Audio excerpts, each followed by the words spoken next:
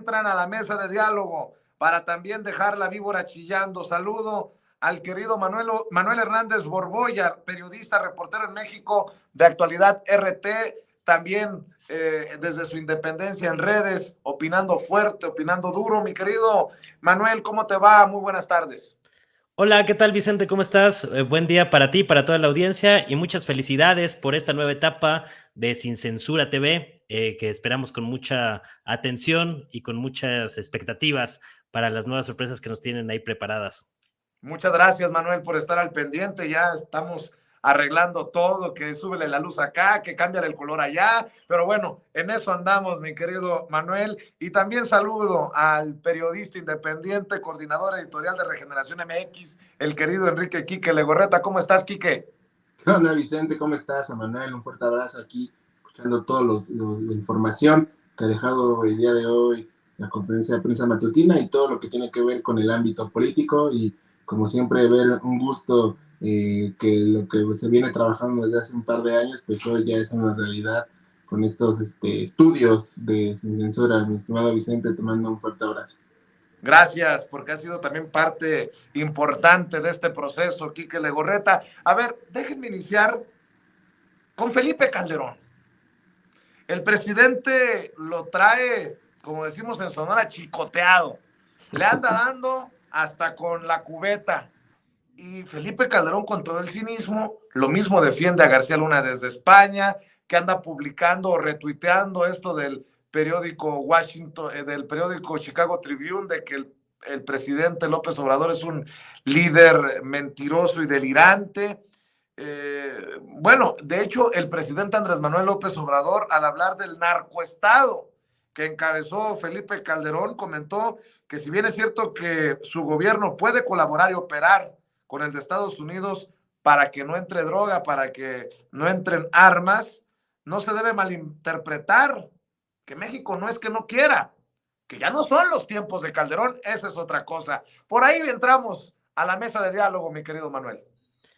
Sí, pues es bastante paradójico que un presidente como lo fue Calderón, completamente plegado a los intereses de Washington, a los intereses de Estados Unidos, que le abrió de par en par las puertas de México a las agencias como la DEA, la CIA, entre otras, que tenían ahí vínculos con Genaro García Luna, pues que todo el tiempo está posteando los comentarios negativos que hace la prensa extranjera sobre México, principalmente la prensa anglosajona, estadounidense y británica sobre todo, o europea, pues de repente salga con la payasada de que no cree en los aparatos de justicia estadounidenses cuando pues es un promotor de toda la filosofía y de toda el proyecto político estadounidense, ¿no? Entonces cuando en un tribunal en Nueva York, ahí sí señalan como culpable a su exsecretario de Seguridad y su mano derecha, Genaro García Luna, sale Calderón a decir que él es un creyente en las leyes, a pesar de que llegó a la presidencia por medio de un fraude electoral, y que, y que no se aportaron pruebas en contra de Genaro García Luna. Es decir, después de algunas semanas ahí de esconder la cabeza como avestruz en un agujero, de no dar la cara y pasearse por distintas partes del mundo, sale Calderón finalmente a defender a Genaro García Luna a capa y espada, a decir que no confía en esas resoluciones, que él combatió a los cárteles y demás. Y pues obviamente López Obrador agarró esto para burlarse de él, ¿no? O sea, diciendo pues que cómo va a ser perseguido político Calderón, que cuando pues realmente pues no se le, yo no he visto que se le haya denunciado judicialmente desde el gobierno o una cosa de estas, cuando varios somos los que hemos exigido que efectivamente creemos que la fiscalía debería de entrarle con más entusiasmo a la judicialización de la responsabilidad de Felipe Calderón por todos los agravios cometidos durante lo que se conoció como la guerra contra el narcotráfico, que ahora hemos visto pues que fue simplemente otro montaje de Genaro García Luna y Felipe Calderón, quizá el mayor montaje de todo el sexenio, esta simulación de la guerra contra el narcotráfico, cuando Al mismo tiempo, Felipe Calderón le entregaba la Secretaría de Seguridad Pública a un colaborador del cártel de Sinaloa, como ha quedado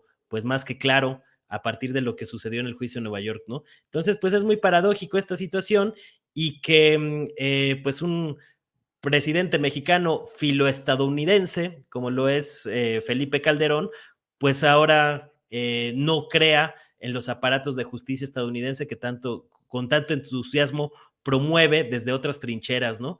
Entonces me parece patético el papel que ha jugado Calderón en toda esta trama y de alguna manera me pareció también interesante los señalamientos que hizo ayer el presidente López Obrador sobre de por qué en Estados Unidos no se investiga precisamente pues los vínculos que tenía Genaro García Luna y sus socios. Tenía un socio de la CIA, un socio de la DEA y un socio del FBI dentro de su red de empresas y su red de corrupción, y parece que nada de esto ha salido por allá. Lo curioso también es que este pleito entre López Obrador y Felipe Calderón, pues de alguna manera también pasa en buena medida por los pleitos internos que existen en México a nivel político y también la relación bilateral con Estados Unidos. Lo comento porque en días recientes el PAN emitió por ahí un tuit señalando que se debería de restablecer la colaboración del gobierno mexicano con la DEA como ocurría en el sexenio de Felipe Calderón, justamente en el momento en que legisladores y políticos estadounidenses están llamando a intervenir con el ejército estadounidense en territorio mexicano con el pretexto de combatir a los cárteles de la droga.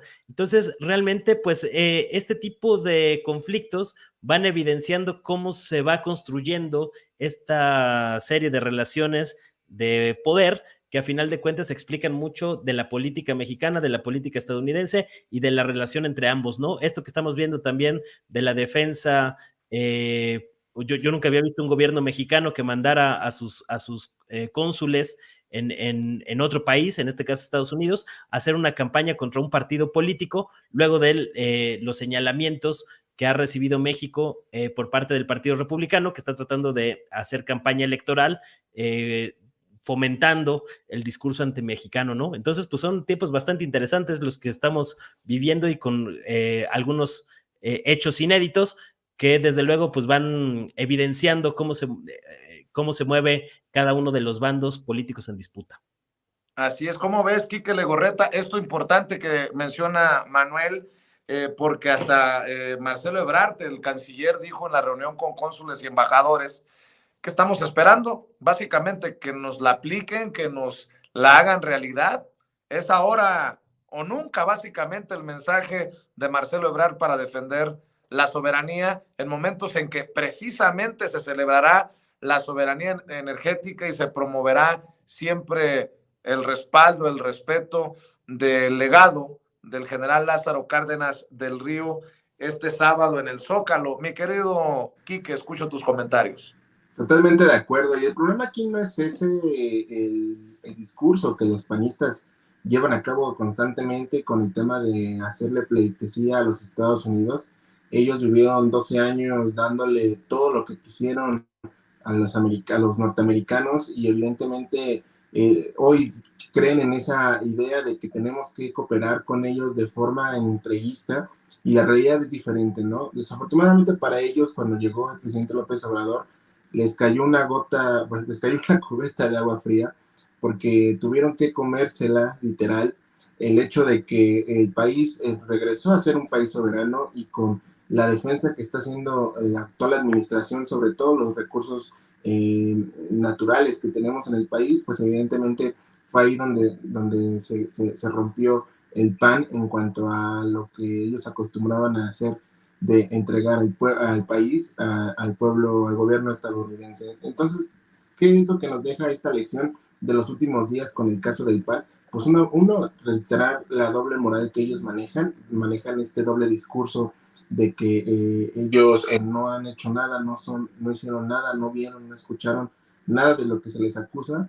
Y por otro lado tenemos el caso de Felipe Calderón, ¿no? Que es el ejemplo puntual de lo que es el doble discurso, no tener vergüenza, porque esa es la palabra. Felipe Calderón no tiene vergüenza de decir lo que dice en España, de decir que no cree en la justicia de los Estados Unidos, en los personajes que sentenciaron a García Luna como narcotraficante, porque esa es la palabra, y él pues es incapaz de aceptar o por lo menos ofrecer disculpas, ¿no? Por la mañana escuchaba a Pimón Ibarra decir que innegablemente Felipe Calderón tiene todas las armas para poder esclarecer su participación y el daño que dejó a este país, y evidentemente no lo va a hacer. ¿Por qué? Porque es una persona que es tan orgullosa de sí misma que no va a permitir que se hable de él como una persona débil, ¿no? Por mucho tiempo, durante su sexenio maldito, lo que buscó fue legitimar su gobierno y lo legitimó a través de la fuerza. Y hoy que se sabe que su gobierno, lo que hizo durante 6 años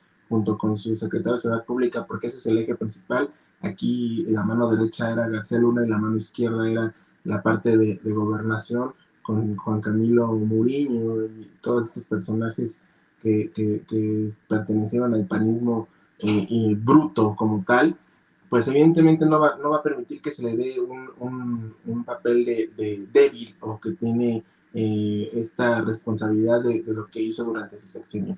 La soberanía del país está más que nunca lista para ser defendida. El presidente López Obrador, si algo ha caracterizado a este gobierno, es sí tener un buen trato con los Estados Unidos, sí tener una buena relación con el vecino del norte y no dejarse pisotear por lo que ellos quieran imponer, ¿no? El ejemplo claro fue durante la última parte del gobierno de Donald Trump, donde se quiso imponer todas estas restricciones por parte del gobierno, que si bien se llegaron a acuerdos y se lograron tener diferentes acciones para detener este tipo de imposiciones, la soberanía mexicana se mantuvo, la soberanía nacional se sigue manteniendo, y hoy otra vez enfrentamos esta problemática que es ya un plan muy orquestado, muy organizado de golpeteo blando, de este golpeteo que se ha caracterizado durante los últimos años, desde irse en contra del presidente López Obrador, y que hoy viene otra vez desde los Estados Unidos a través de estos republicanos.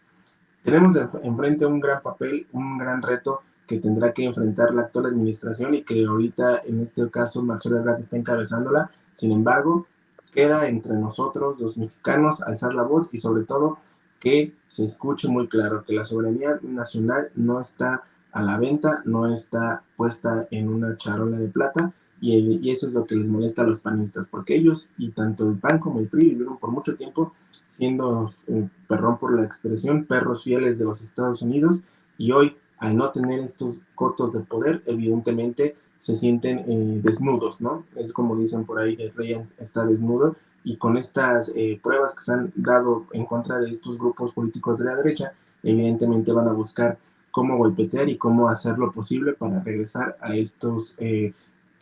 este poder que por mucho tiempo controlaron y que hoy, que les quede claro, ya no lo tienen, Vicente. Así es. Ya le quedan solamente, ¿qué? 20 días a Lorenzo Córdoba y a Ciro Murayama como consejeros del INE. Pero esto del INE pone la cosa muy interesante porque está ya involucrado el Poder Judicial, quien definirá el futuro del plan B de reforma electoral que respalda el presidente Andrés Manuel López Obrador. Y veía, Manuel, uno de tus comentarios en redes sociales. Hace un par de horas escribías que el Poder Judicial es un lastre para este país, lo que terminó evidenciando el cambio de régimen en México, las muchas inoperancias y corruptelas de jueces, magistrados y ministros. Lo mencionabas por el caso Lozoya, que también a mí me tiene con el Jesús en la boca, pero será el Poder Judicial, la Suprema Corte de Justicia de la Nación, la que defina la derrota o la gran victoria para estos que hoy aplauden el regreso de Edmundo Jacobo al INE, Manuel. Sí, digo, pero más allá de lo que resuelva la Corte, pues ya tiene ganado esa batalla López Obrador, por el hecho de que si le da un revés la Corte y echa abajo el plan B, pues López Obrador va a decir, ya ven cómo son lo mismo, hay que luchar contra el Poder Judicial, el INE, que son parte de la misma mafia del poder, como lo ha venido diciendo, ¿no? Si avala el plan B, la Suprema Corte, pues va a avanzar la reforma de austeridad en el INE, ¿no? Entonces, esa batalla para mí ya la tiene ganada López Obrador. A mí lo que me llama la atención es cómo se ha inflado mediáticamente el tema de Edmundo Jacobo, con uno de los ridículos más grandes que hemos visto en la política mexicana recientemente, con el llanto de Patricia Mercado porque habían destituido a, a Edmundo Jacobo, y 15 días después ahí regresó para seguir, pues no sé cuántos años más pretende quedarse Edmundo Jacobo en su cargo. Los altos mandos del INE lo quieren dejar ahí hasta el 2026. No me queda del todo claro cuál va a ser su estancia ya bastante prolongada de 30 años en el Instituto Nacional Electoral y 14 en el cargo que tiene. Para estos que luego se quejan de que López Obrador se quiere eternizar en el poder, pues resulta muy curioso que sí permitan o sí estén como defendiendo a un funcionario que pretende eternizarse en un cargo dentro del Instituto Nacional Electoral, ¿no? Pero a final de cuentas el tema con Edmundo Jacobo viene siendo un tema menor.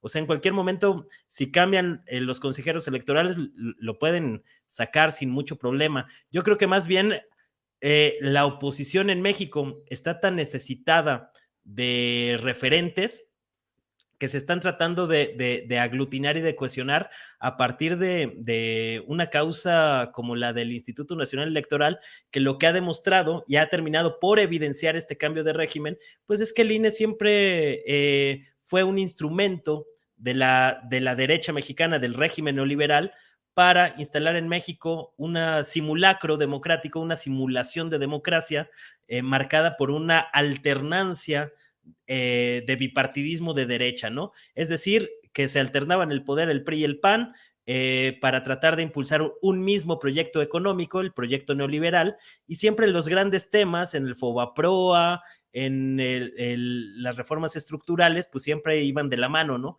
Cuando hubo un proyecto político que surgió y que ponía en riesgo ese modelo neoliberal, pues es que vimos el fraude del IFE en 2006, con la llegada de Calderón, que eso pues permitió que llegaran los García Luna al poder, con todas las implicaciones que esto tuvo, convertir a México en fosa clandestina y demás, ¿no? Y por si había lugar a dudas, pues vino también el 2012, donde a mí me tocó cubrir la sesión de enero de 2013, cuando el entonces IFE validó la campaña de Enrique Peña Nieto, terminó avalando el Monex Gate y la inyección monumental de dinero ilegal a la campaña, con un voto de desempate del entonces consejero electoral Sergio García Ramírez, que había dicho, y él lo había confesado, que tenía un conflicto de interés por su cercanía con la familia Fraga, uno de los operadores del PRI del Monex Gate, y acabó siendo el consejero electoral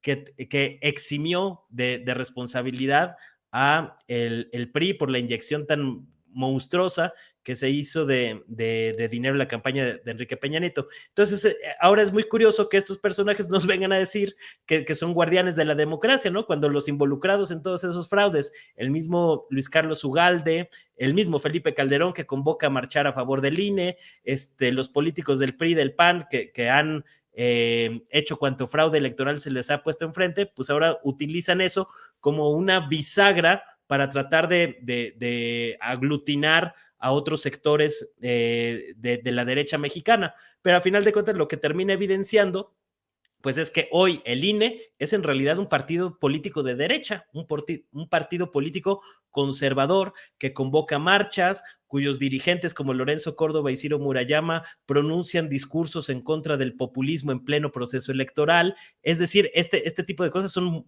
lo que normalmente hace un partido político, ¿no? Tratar de hacer política, que es a lo que se ha dedicado el nefasto Lorenzo Córdoba, que qué bueno que ya tiene los días contados y que ya no vemos la hora para que se vaya, pero el simple hecho de que se vaya a Córdoba no va a mejorar por sí mismo o como por arte de magia todos los problemas del INE. Hay muchos otros problemas y hay muchos otros políticos que van a permanecer enquistados en diversos aparatos del Estado, y lo mismo estamos viendo con el Poder Judicial. Es decir, siempre hemos sabido que el Poder Judicial es corrupto en México, pero este cambio de régimen ha hecho más evidente la manera en que muchos jueces, magistrados y ministros que fueron o que llegaron a esos puestos gracias a la corruptocracia y a la mafia política empresarial que existía en México durante el régimen neoliberal, pues sí, están haciendo política también desde los aparatos de poder, liberando a cuanto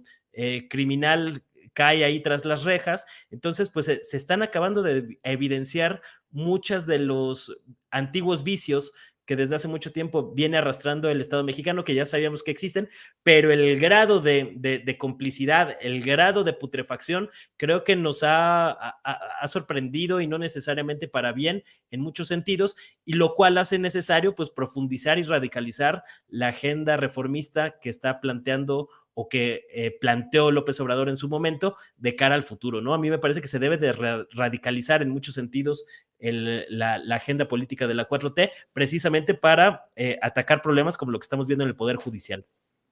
Así es, y bueno, podría empezar a verse esa radicalización, como le llamas, mi querido Manuel, desde el sábado mismo. Yo creo que el éxito de la concentración, de la movilización, será lo que hace la oposición para el golpeteo contra el presidente. Los Lorenzo Córdoba, los Edmundo Jacobo y todos estos personajes, salvo que tú tengas otra opinión, Quique.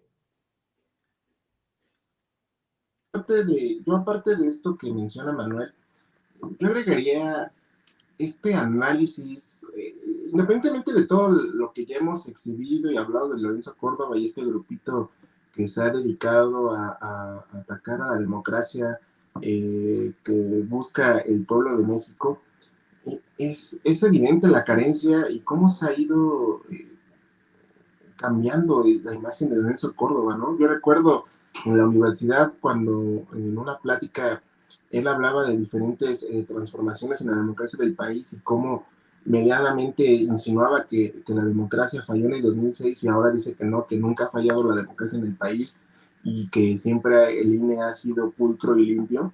Me parece que esa imagen de Lorenzo Córdoba y su perfil es el ejemplo claro de cuando el poder político y el poder económico te consume de cierta forma a sentirte el tlatoani, ¿no? Como le dicen al presidente López Obrador. Lorenzo Córdoba se convirtió en eso, se convirtió en ese personaje purista, en ese personaje que dice que la democracia en este país es perfecta, lo cual es una mentira, y que las personas mayores de 30 años lo van a saber muy bien, quienes vivieron ese 2006 terrible y esa tragedia que se vivió electoralmente y democráticamente hablando, pues lo deja muy, muy marcado. Ahora, ¿cuál es el nivel de esta democracia en este país que entre ex consejero y consejero presidente se están peleando, ¿no? Hay que recordar la semana pasada cuando Ugalde decía que le preocupaba este protagonismo que Lorenzo Córdoba está teniendo en los últimos días antes de irse de su cargo, y el más reciente, ¿no? Lo ocurrido durante la sesión de esta semana con la reinstalación de Edmundo Jacobo, que totalmente coincido con Manuel, que esto es lo de menos, ¿no? Edmundo Jacobo en cualquier momento le dan una patada por el trasero y se puede ir del INE. Sin embargo, los que están son los que hay que estar siguiéndoles la pista. Y estas caras que hacía Lorenzo Córdoba con la diputada de Morena durante su participación, es el ejemplo claro de la desesperación, de este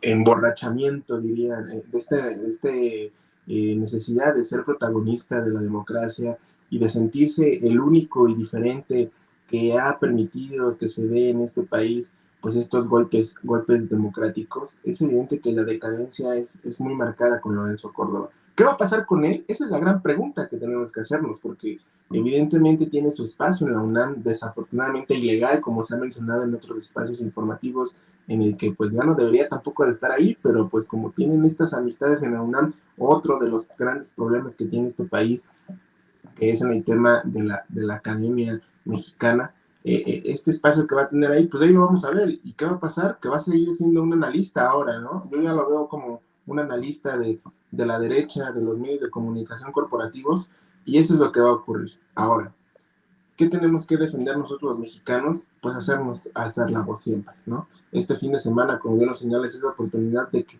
los mexicanos vuelvan a refrendar este apoyo a la democracia que se dio durante 2018 y que desafortunadamente poco a poco los medios corporativos, la derecha ha buscado mermar, pero no cuentan con el respaldo la gente, ¿no? Ya están empezando las campañas, ya empecé a ver las campañas desde ahorita están empezando los acarreos, están empezando en los pagos para que vaya la gente a asistir el próximo sábado.